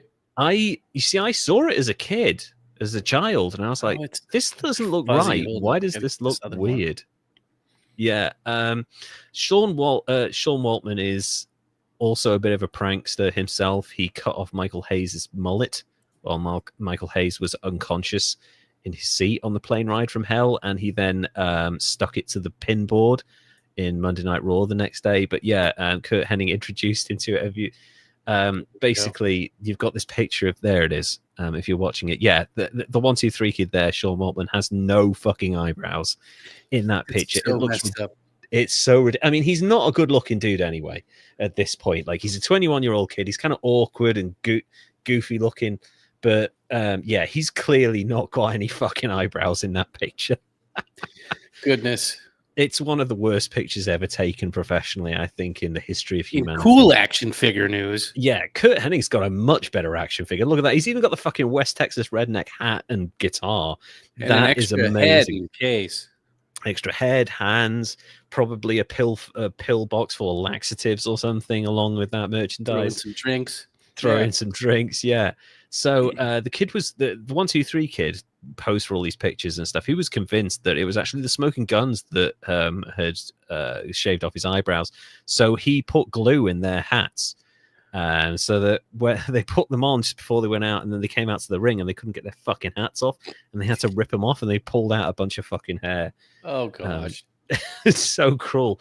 And he didn't realize until Curt went, "Yeah, that was me. Sorry, kid." Just getting people in trouble. He really is. It's known that wrestlers often appear from under the ring, and to do that back in the day, before there were tricks around it, they had to basically hide under the ring, sometimes for the entire show, like from the first match until when they had to pop out from under the ring for their surprise. In WCW, the Ultimate Warrior was making a habit of appearing from out of trapdoors in his short run with the company in the ring as a kind of a spooky presence sort of thing. So at the start of the show, Hennig was told, along with Scott Norton, another member of the NWO, that him, Norton, and the Ultimate Warrior had to be under the ring from the start of the pay-per-view right through to the main event. So that's 2.5 hours, effectively, that they had to be under this ring. It's a long time to be under like a ring that's 3 foot off the ground, so you don't have a lot of room to do anything in there. Yeah. And also, he hated the Ultimate Warrior, as most people did at the time. So, Fall Brawl 98, Hennig knew he'd get bored and that he already hated the Warrior like most people did. So he decided to prank both Norton and the Warrior by having a massive lunch and then dropping a couple of laxatives himself. Yeah. Oh. So Hennig unfortunately miscalculated the dose. He thought he'd just fart a lot and, stink up the bottom of the ring. Unfortunately, he had miscalculated by a significant margin and had to grab a bucket and defecate in this bucket in front of the Warrior and Norton under the ring. The odor was so foul that Scott Norton vomited multiple times under the ring. Somehow Hennig went right up afterwards into the match like nothing had happened.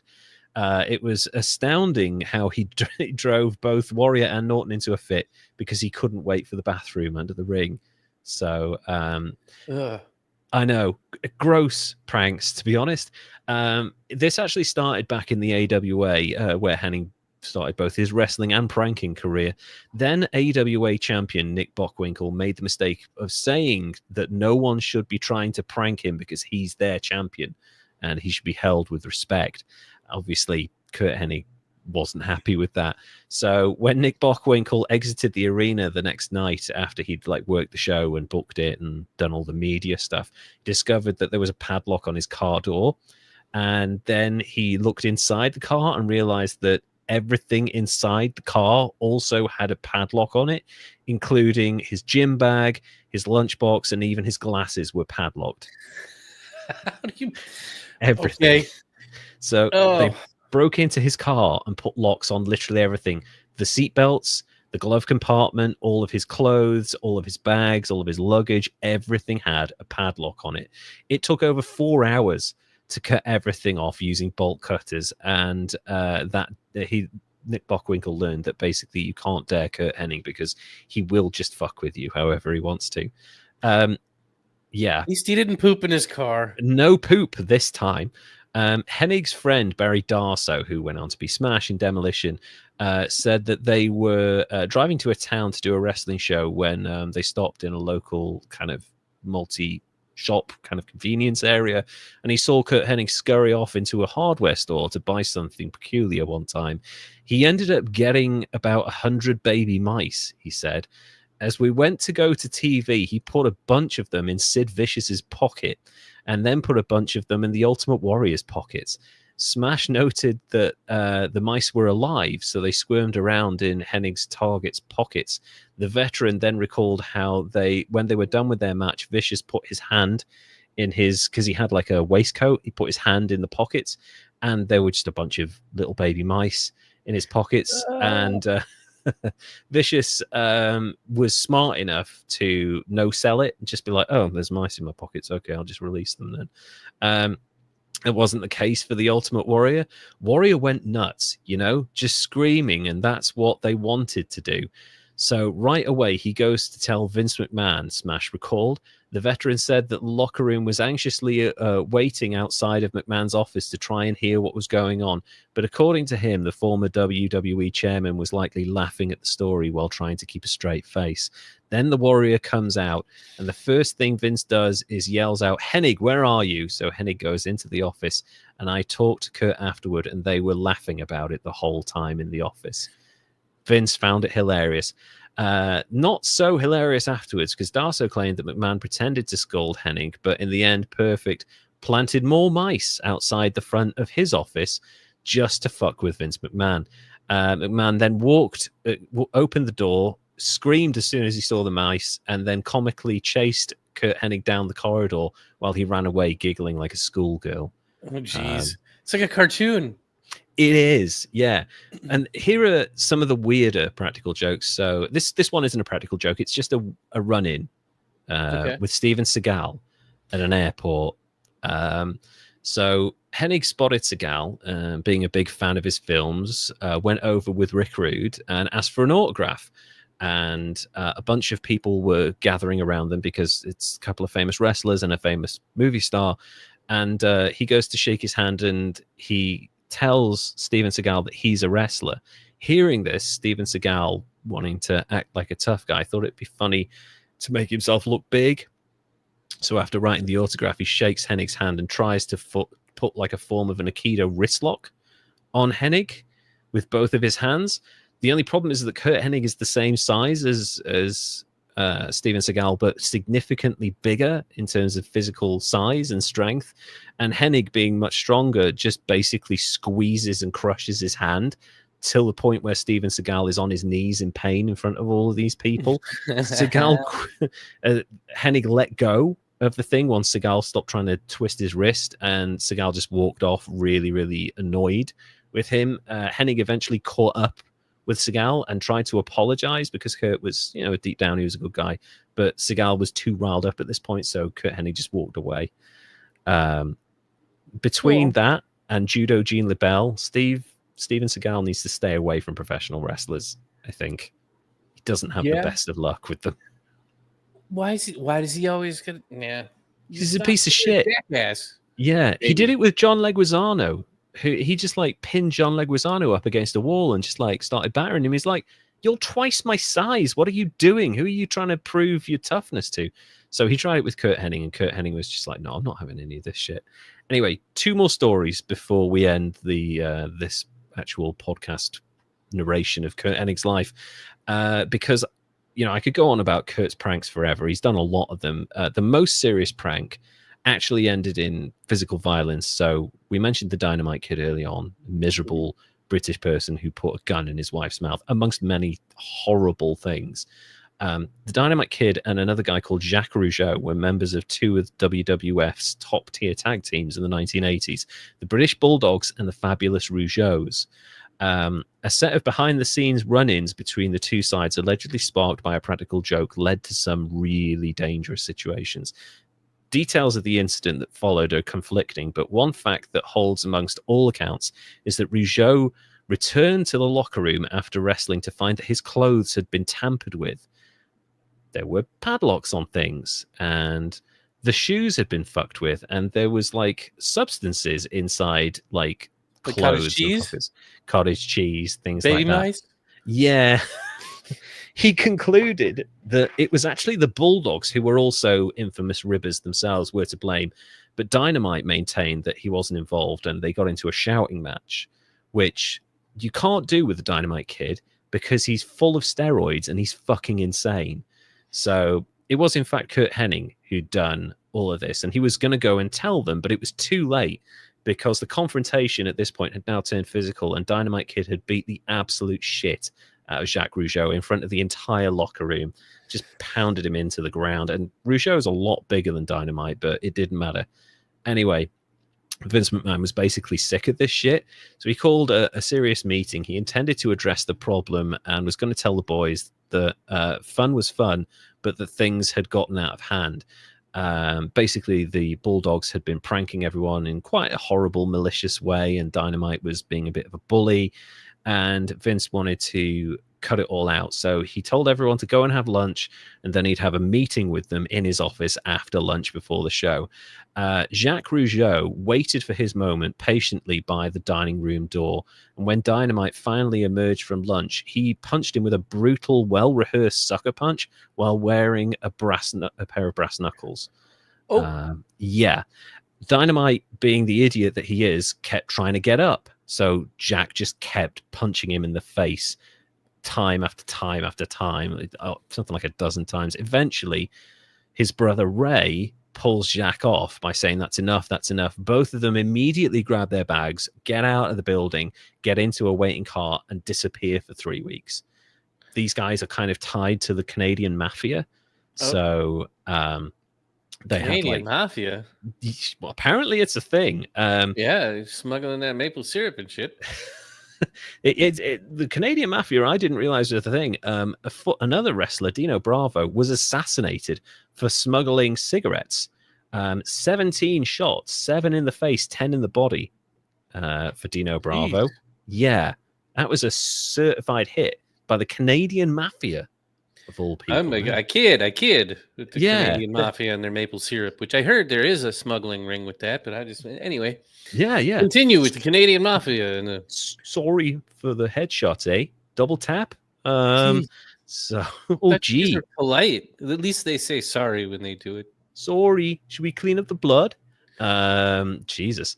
So anyway, Dynamite, they had a meeting after this fight, and 3 weeks later, basically, Dynamite, Jacques, Raymond, and Davey Boy Smith were called into Vince McMahon's office. He tells them to knock it off, and they basically went their separate ways. But the Rougeaus agreed to pay $17,000 because Dynamite Kid had to have basically his entire all of his teeth replaced because they'd been knocked out in the beating. That's how vicious it was. They'd broken his jaw, his nose, and knocked out all of his teeth. So he was like, if they pay for my dental work, I'll leave it. And the Rougeaus agreed to it, and it was a lot of money because he had no teeth left. All of that. Knuckles. Yeah, exactly. All of that happened because Curt Hennig fucked with one guy's clothes. So, yeah, pretty Oops. fucking serious prank there. And one final story, which is the one that I teased at the start of the show that not many people have heard of, because I heard it from Rick Steiner and done a lot of research online and I couldn't find it anywhere. Anyway, Rick Steiner, at a meet and greet over 10 years ago in front of about 200 people, I think, he told us a story about when he, Curt Hennig, and Rick Rude went on a hunting trip and stayed in a luxury log cabin. They were going to hunt deer. I think it was a specific area. No bears, just deer. It was deer hunting season. And Rick Rude, who was working as a manager at the time because he had his own back problems, had spent most of the day bragging about the tens of thousands of dollars he'd just spent on his night vision hunting equipment. And that while those two lazy slobs were sleeping, he was going to go out and hunt at night and bring them breakfast and cook it for them and be a real man's man and stuff. And even though he was Curt Hennig's best mate, Hennig got a little bit annoyed by all the bragging. And while the other two were out fishing, Hennig unplugged the charging night vision equipment and plugged it back in about 30 minutes before Rick Rude was due to go out. So Rick Rude got about 300 yards into the absolute darkness of the night before his equipment completely died on him, and Hennig and Steiner could hear him swearing at Hennig from their rooms, even though he was about a third of a mile away at this point. And about 5 hours later, when the sun came up, they went to find Rude because he'd stopped shouting and swearing about a couple of hours before, and they found him huddled over in an upturned tree trying to stay warm and dry. Oh, goodness. They just left him out there. Just left him out there to fuck it. I mean, he was apparently the only thing he was in danger of was the mosquitoes, but like still, Curt Hennig just kind of couldn't help but fuck with people apparently. But this is all to say, some of these pranks are quite vicious. You know, you look at them now and the knock-on effects of them. But from all accounts, Curt Hennig was a really, really wonderful man. Really loving husband, childhood sweethearts until his dying day, a really good father, and just a really wonderful person to be around, quite selfless. His pranks were just a bit fucking cruel and occasionally led to people getting beaten up or a plane nearly falling out of the sky or something like that. But, you know, other than that. But I mean, like, are they ever really his fault, though, that other people don't know how to take a fucking joke? Apparently not. Although apparently the worst people to pull pranks on are professional athletes who are doing steroids and shitloads of cocaine. Those are probably not the people you want to be pulling pranks on. Also, as we pointed out, he genuinely saved Wade Boggs' life. Yeah. So bonus points for that. Yeah. So that's Curt Hennig. He died in the early 2000s, way before his time, but an incredible legacy. A lot of people have kind of aped his wrestling persona and athleticism because he was a big bumping, big selling guy, and it really got the crowds in. But his legacy is one of, he was just a really nice guy who raised a family and just really would have had a quiet life had he not died so young of this overdose and maybe sought treatment for his injuries. So that's the story of Mr. Perfect, Curt Hennig. Thoughts? Oh, I mean, wildlife, super cool guy. I like how it's all from my old neck of the woods and feels like it's like a story about my family. I mean, yeah, it might well be if you are related to the Gagnes, because like I wish. Pretty close. Yeah, I'd feel a whole lot cooler if I was. You're related to the Hennigs. Also, Hennig, Darso, Gagne. There's a lot of interesting names around the kind of the Minnesota Midwest area. I guess like a lot of them. Nord as well, John Nord. A lot of kind of Scandinavian, Dutch, Deutsch, German sounding names, really. Yeah, it's almost like a bunch of people from those really cold ass countries settled in some really cold ass farm areas and started saying a lot and stuff like that. So really just amazing. So if you had to give Curt Hennig a score, how would you do that? I don't even know how I would score this one because his pranks are just funny, childlike. Like they're just he's like the Stifler, kind of. Very much so. Yeah. but nicer. Yeah, just a nice guy who just liked to fuck with people occasionally. So yeah, I can't really give him like a high score because all in all, really good dude. yeah, Really good dude that didn't like he didn't make a lot of mistakes. no, He took some bad coke. yeah, Shouldn't have wrestled on a plane. yeah. Probably shouldn't have wrestled with the injuries that he had towards the end. Should probably have retired and just settled down a little bit. But a lot Yeah, of people, when they've had the limelight, it's difficult to let go. That's why the fucking Stones are still going, you know? They don't need the money. yeah. I mean, well, what are you gonna do with your time? Like, you can't just go out and like get a drink. Like, could you imagine trying to Oh, just go yeah. out as somebody like that? Yeah, 6'3", 250 pound, fucking it, like Not gonna quite get well known noticed. guy. Yeah, Yeah, you're gonna get noticed, aren't you? Even in Minnesota. So yeah, yeah. Um, I don't even know like what to do on a score on this one. 50? Does that 50 seem? sounds good. Yeah, Yeah, middle of the road, because it's another instance of someone kind of tragically ending their life too early by not listening to their body, maybe not getting the help that they needed in a situation where they probably were starting to have dependency issues that were impacting their life. yeah, So that, plus the fact that you know, as a result of one of his pranks, someone got their fucking teeth knocked out and a bunch of people lost their jobs and shit. But then again, like you said, they're all fucking roided out of their brains. They're gonna fight anyway. yeah. So yeah, And I mean, gosh, I guess the lesson too there is that don't do illegal drugs, but if you do, test them. yeah. At I don't least know. get the clean shit, you know, get the high quality Is stuff. that terrible advice to give to Yeah, people? don't do bad drugs. Um, but yeah, no, it's a really interesting life. There's a lot of wholesomeness around Curt Hennig's life. The fact that people really loved him. Bret Hart always talks very fondly about him, about how Curt Hennig helped make him a star by putting him over so strongly, despite the fact he had 3 compressed vertebrae in his back at the time, and just he wanted to put Bret Hart over the right way because he knew he had the potential to be a big star. And he was right. Bret was a huge star in wrestling for the next 10 years. But yeah, ultimately, he just couldn't quite let go of the limelight. And ultimately, that cost him because his life ended early. However, you look at his kids, his family, you know, he set them up for a good life, even though he's gone, and obviously they miss their father. You know, they never wanted for anything. Joe himself had a very good career in the WWF and WWE, sorry.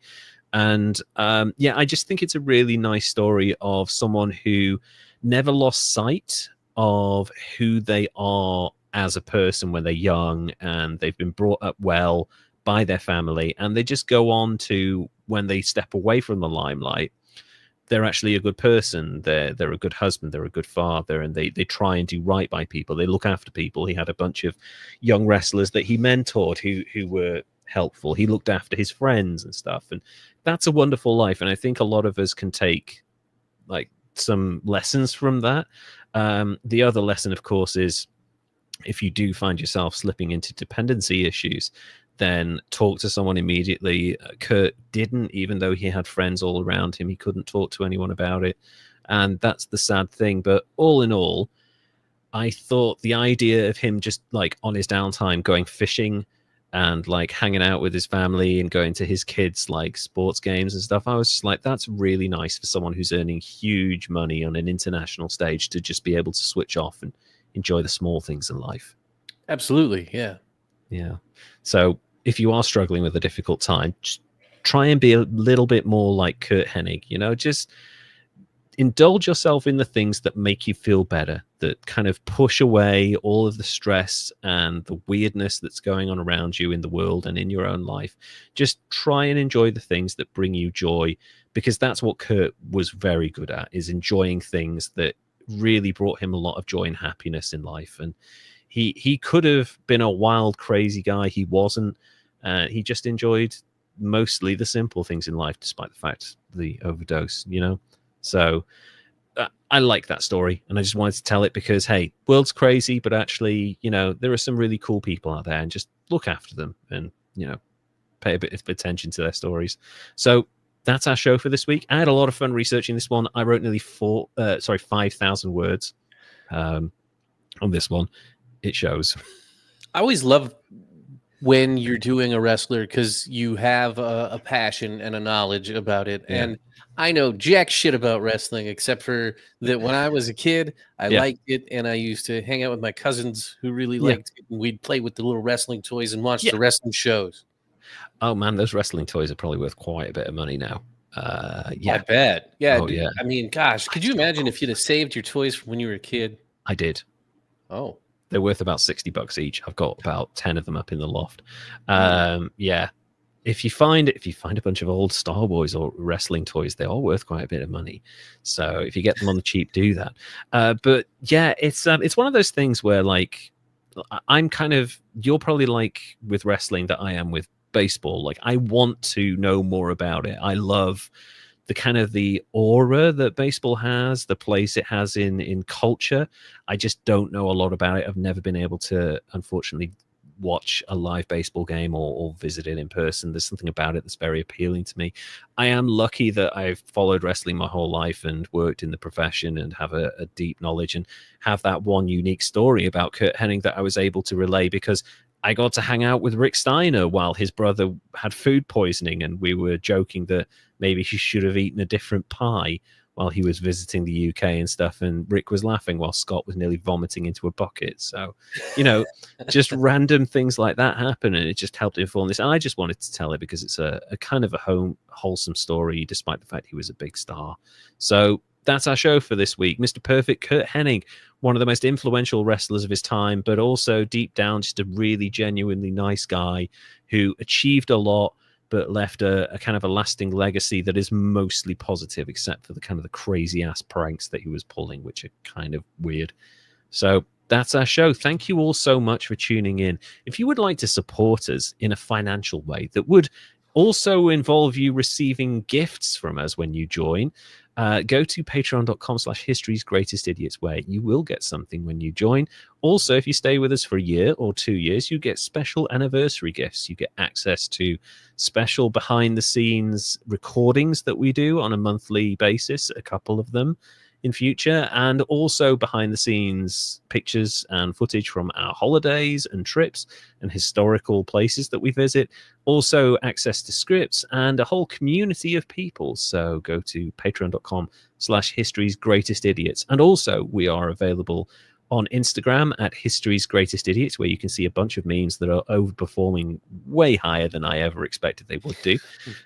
All of our podcasts are available in video format on Spotify if you use the Spotify app, and over on YouTube. Just search for History's Greatest Idiots, and you can see all of our podcasts over there in video form. And until next week, Derek, would you like to say goodbye? Goodbye, everybody. And we will see you all again very soon. Take care now. Bye.